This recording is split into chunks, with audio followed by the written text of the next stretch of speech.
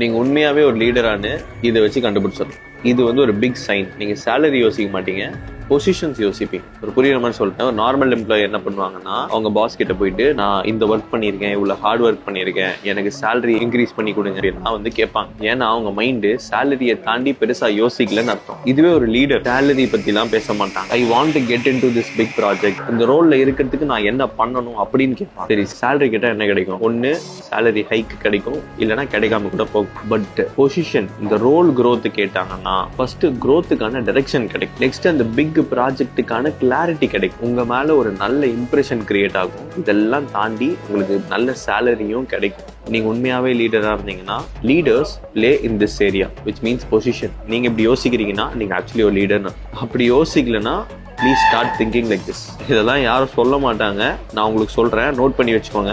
note மட்டும் பண்ணாதீங்க, use பண்ணி